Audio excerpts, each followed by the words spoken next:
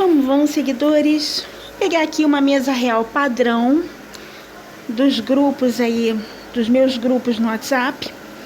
Então eu tenho essa aqui, uma mesa real modelo, né? Para poder explicar aqui a dinâmica de tópicos, né?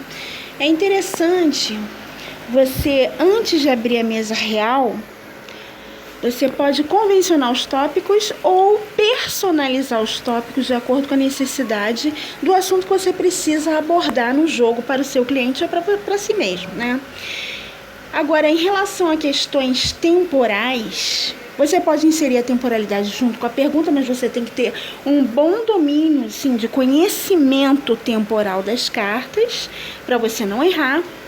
Por exemplo, para mim aqui, se eu cruzar a casa 6 com a casa 10, para mim, né, Cíntia? Cruzar a casa 6 com a casa 10 vai ter aí um tópico temporal em que aquela situação ali vai acontecer em um prazo de até 15 dias. Em menos de 15 dias acontece, de repente 8 dias. Então as casas 6 e 10, elas têm ligação com algo que vai se adiantar, acontecer antes do tempo, por exemplo, alguma coisa foi marcada para o mês que vem. Você cruza a casa 10, vê um assunto relacionado ali a essa situação que vai acontecer só mês que vem, mas se saiu ali vai se adiantar, vai ser para menos de 15 dias. E geralmente acontece em 8 dias, né? Nessas casas 6 e 10, né? Então ali, no caso, a gente tem o homem na 6 e o ramalhete na 10, né? E é interessante também fazer a soma, mas são casas, né, com tópicos temporais. Então, a casa da lua com a carta, a casa, né, a casa da lua com a casa onde a lua caiu também tem ligação com tópicos temporais. Você cruza, por exemplo, o sol caiu na casa da lua e a lua caiu na casa da âncora. Você vai fazer um cruzamento, né, e você vai ver outra temporalidade ali. Então, por aí segue, né? Tem essas questões assim de você fazer cruzamento da foice com a árvore e outras cartas, né? Para você ver temporalidade relacionada a assuntos que você quer abordar aí no jogo, né? Mas você tem que saber os tópicos corretos, inserir a temporalidade correta nisso aí para você poder saber do que se trata, que vai acontecer dentro desse prazo. Então, nós temos as cartas que são mais rápidas, as casas mais rápidas, né?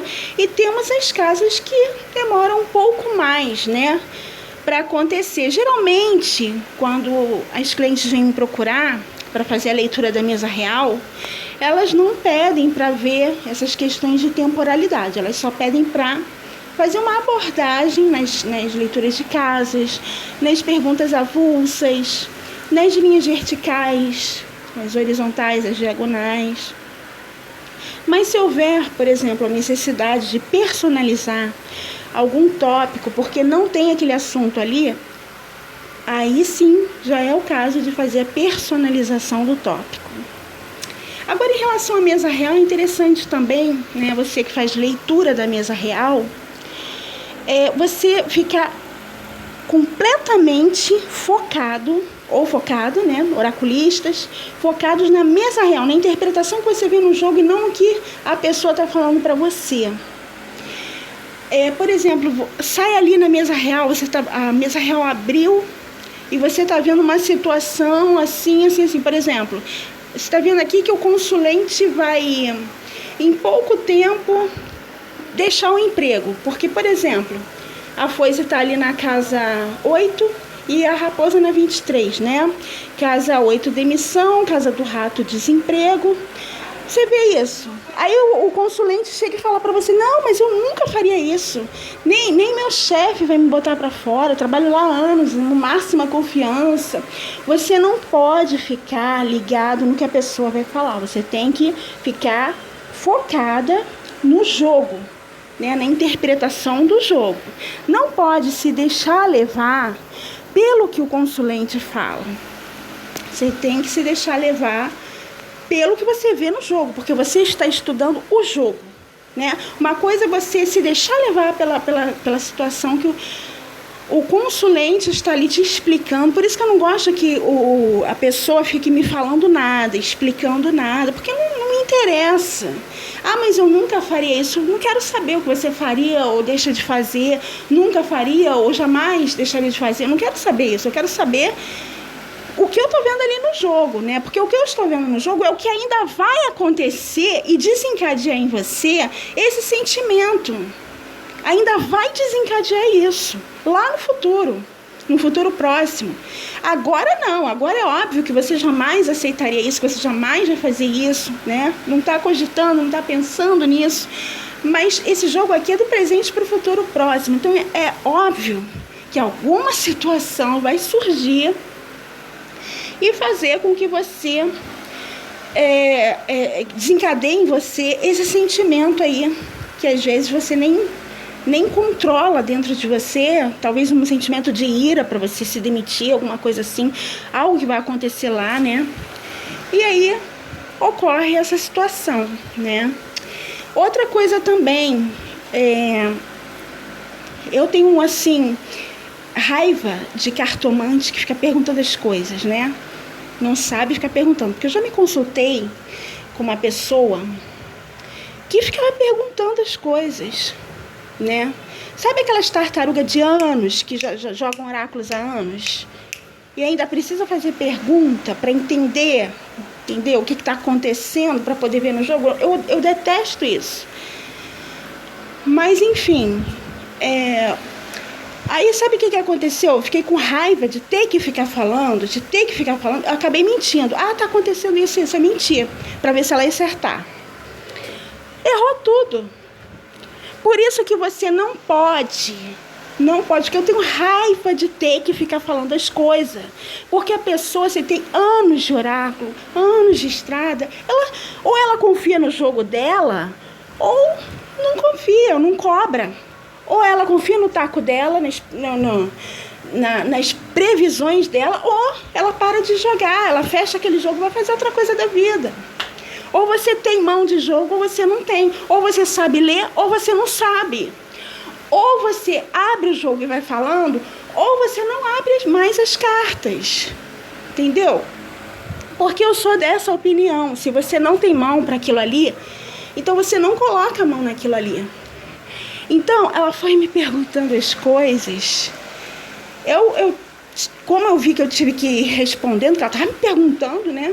Eu acabei mentindo. Falei, vamos ver qual é desse jogo dela aí. Mentira, cara, ela errou tudo. Tudo. Nossa, isso aí é outra situação que aconteceu numa dessas aí de troca de leitura, né? Tava trocando leitura com uma pessoa. E aconteceu isso. Outra pessoa também, com quem eu estava trocando leitura, ela acertou que foram 7 casas e o resto, acho que umas 7 casas mais ou menos, e o resto ficou tudo pendente, né? E também uma pessoa que nem acompanha com você os jogos. Então, não tem nem 50% de acerto, né? A criatura não tem nem 50% de acerto na leitura.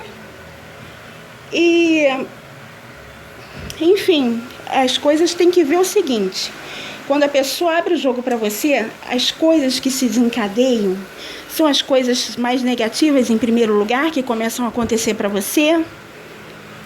Vamos abordar isso aí, falar sobre tudo. Se são as coisas, se uma pessoa abre o jogo para você e só acontece coisa ruim para você, então cuidado, porque a energia dessa pessoa, né, ela não tá com uma energia muito boa, porque tem gente que não tá num bom período para abrir jogo, ou quando abre, coloca a mão, só as coisas ruins acontecem, ou então nada acontece. Agora tem gente que tem mão para jogo, tem aquela energia que começa a movimentar as coisas assim na hora. E detalhe, não precisa nem te perguntar nada. Isso é muito interessante, né? Aí você vê a diferença entre um oraculista verdadeiro para um oraculista que só tem estrada, que se acha e que na hora de colocar as coisas em prática já não tem mais, né, aquela mão de jogo que tinha no começo. Porque tem isso também, tem gente que começou muito bem, mas que depois foi perdendo a mão, foi perdendo a energia, foi misturando, né, as coisas. Tem gente que mistura o jogo com energias espirituais, mistura o jogo com não sei o quê. Nossa, tem cada coisa que eu fico sabendo. Mas, enfim, não é o dia de abordar no vídeo sobre isso aqui. Então, por isso que você tem que ver, né, o estudo. Você tem que se concentrar no estudo, no racional. Aqui dentro do jogo, somente o livro e a lua se reportam aos oráculos. O livro mais pela parte racional de estudos e a lua mais pela parte do dom, a parte da vidência, a parte da intuição, do sexto sentido. Então, o livro e a lua é que tem ligação com os oráculos, tá? Aqui dentro dessas 36 lâminas. Então, é interessante, se você quer começar a abrir o jogo, você tem que ver se você está num bom período para fazer sua leitura. Faz uma mandala personalizada para você, para ver isso. Hoje em dia, se eu for me consultar com alguém, se eu for jogar com alguém, eu abro uma mandala com 8 ou 12 casas só para ver se vai valer a pena aquela consulta ali. Porque nunca mais eu quero passar pelo que eu passei. Nunca mais. Porque eu já perdi um investimento de R$450 com uma pessoa, com um cara, né? Perdi um investimento, porque eu fui atrás de nome. E já perdi aí...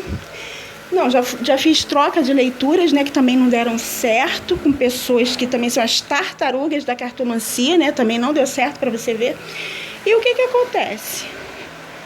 Para eu fazer um investimento hoje, olha, eu sou aquela pessoa que paga até R$1.000 se for preciso, para fazer a consulta. Eu não tenho pena de investir o meu dinheiro, mas desde que a pessoa acerte, desde que eu saiba que eu vou ter um retorno, entendeu? Mas eu só gosto de consulta mesmo, né? Meu negócio é só jogo, sempre foi. Não tem nada de trabalho espiritual, não curto essas coisas. Eu gosto, nem simpatia, se botar para fazer, eu gosto. Eu gosto só de oráculo, né? Então, porque para mim o oráculo preditivo, eles encadeiam as coisas naturalmente, né? Ou aquilo ali tá para você, ou aquilo ali não tá para você. Então você vai ver, mas isso aqui não vai acontecer agora, então vamos ver quando vai acontecer. Então, como eu falei, hoje em dia, se eu for fazer assim uma consulta com alguém, eu abro uma mandala para ver. Casa 1, se vai valer a pena um investimento. Casa 2, como é que está a energia dessa pessoa, do jogo dessa pessoa, se essa pessoa realmente joga bem. Aí eu vou vendo em todas as casas, tudo relacionado ao que eu preciso saber antes de fazer meu investimento, né? Porque depois das experiências que eu tive, agora só abro o meu jogo, tiro 3 cartas em cada casa, anoto tudo, e aí sim, se estiver para positivo, aí eu vou, sem dúvida. Mas se tiver alguma casa ali que se contraponha, aí eu prefiro aguardar. Hoje em dia eu analiso tudo e tomo muita precaução para não ter mais prejuízo.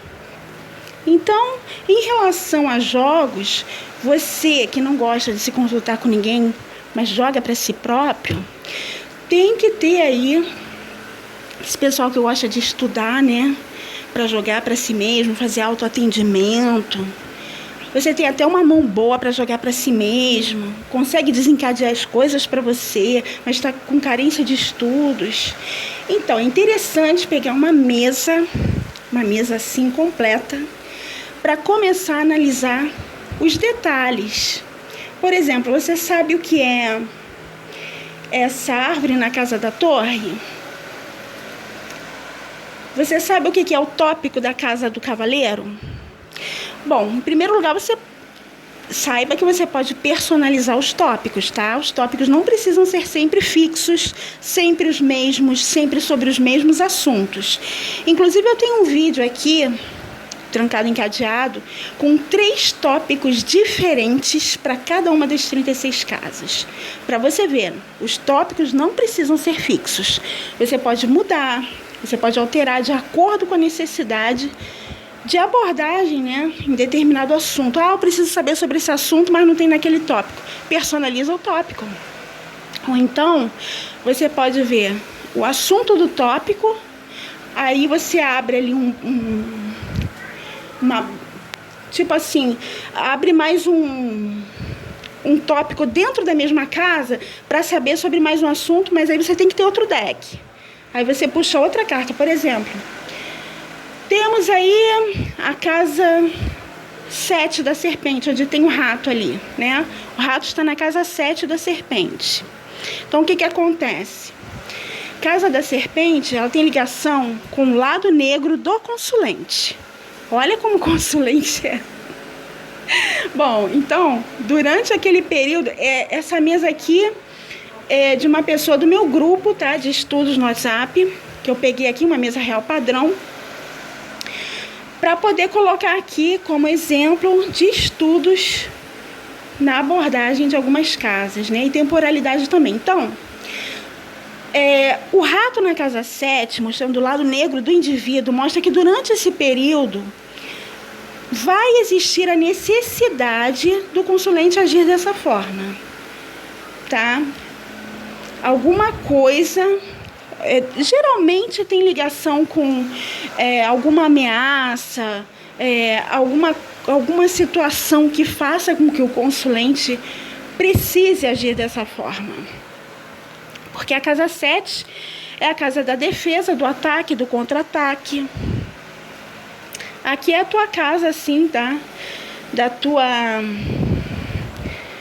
força, né? O teu ponto de força tá na casa 7. E onde a serpente caiu fora da casa 7 são os teus inimigos. Adversários é na 15, forças contrárias na 23, risco iminente na 14, perdas e tristezas na 8, enfim.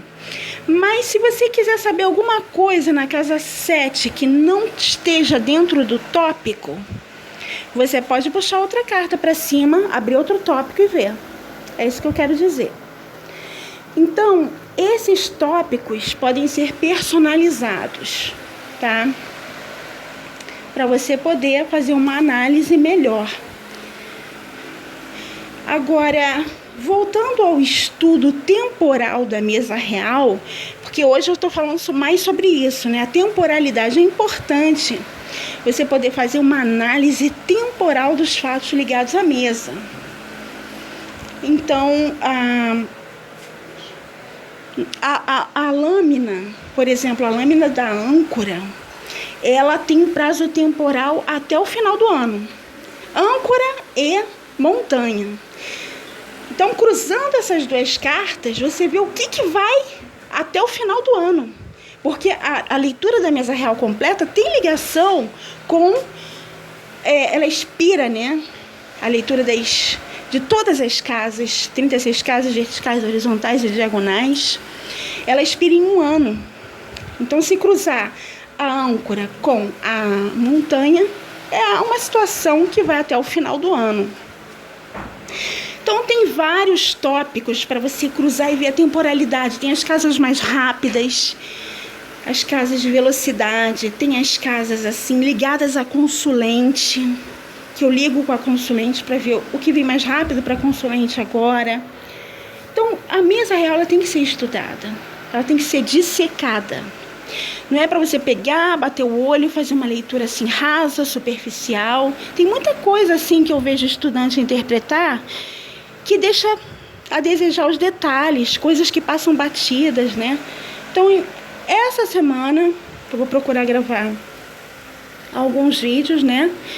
Para dissecar um pouquinho mais de outros temas relacionados a tópicos da mesa real.